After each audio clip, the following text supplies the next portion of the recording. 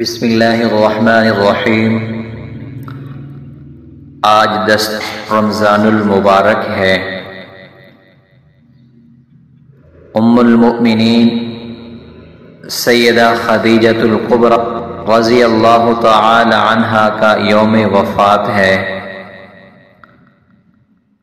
محسنہ کائنات سیدہ طاہرہ خدیجۃ الکبریٰ رضی اللہ تعالی عنہا ایک ایسی پاکیزہ شخصیت ہیں جو اسلام کی تاریخ میں ایک نمایاں اور امتیازی مقام رکھتی ہیں۔ سیدہ خدیجہ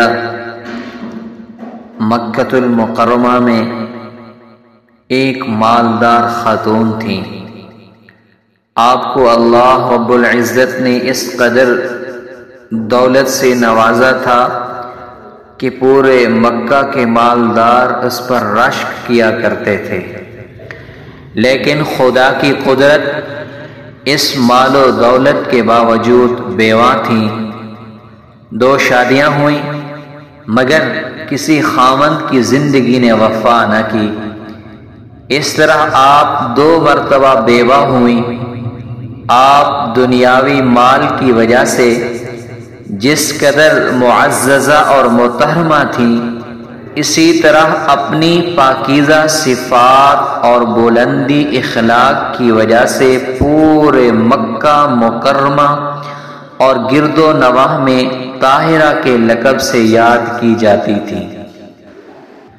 ام المؤمنین سیدہ طاہرہ کی خوش نصیبی دیکھیے کہ نبوت خود ان کے گھر چل کر آ گئی۔ نبوت ملنے کے بعد سب سے پہلے پیغمبر کی زیارت سیدہ طاہرہ نے کی۔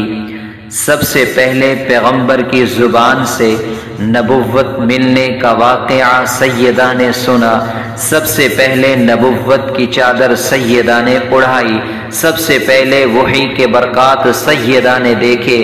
سب سے پہلے نبی نے اپنے قدم سے سیدہ کے گھر کو مشرف فرمایا۔ سب سے پہلے نبی کو دیکھا، سب سے پہلے نبوت کو سنا، تسلی دی اور آپ کو رسول ماننے میں ایک لمحہ بھی توقف نہیں کیا۔ خدیجہ حضور کی پہلی بیوی، خدیجہ ہی پہلی مومنہ، عورتوں میں ایمان لانے میں پہلا نمبر سیدہ طاہرہ کا۔ بیوی بھی پہلی، مومنہ بھی پہلی، تسلی بھی پہلی انہوں نے دی۔ حضور کی ابتدائی زندگی کی جانثار، رفیقہ حیات، دکھ درد کی شریک، اس لیے حضور صلی اللہ علیہ وسلم کو بھی ہر قدم پر ان کا لحاظ تھا۔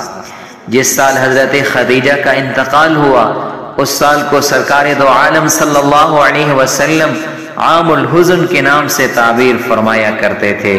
امی عائشہ سیدہ طاہرہ فرماتی ہیں، حضرت عائشہ فرماتی ہیں، مجھے خدیجہ پر سب سے زیادہ رشک آتا تھا کیونکہ حضور صلی اللہ علیہ وسلم ہمیشہ ان کی محبت کا تذکرہ کرتے تھے اور دیر تک تذکرہ فرمایا کرتے تھے۔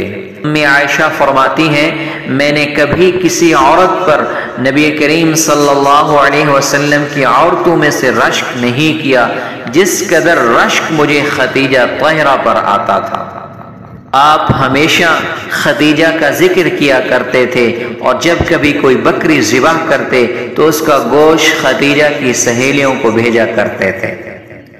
حضرت ابی ہریرہ رضی اللہ تعالی عنہ فرماتے ہیں کہ جبریل امین نبی کریم صلی اللہ علیہ وسلم کی خدمت میں حاضر ہوئے اور عرض کیے، یا رسول اللہ، خدیجہ آپ کی خدمت میں ایک برتن لے کر آ رہی ہیں جس میں کھانا ہے اور سالن ہے۔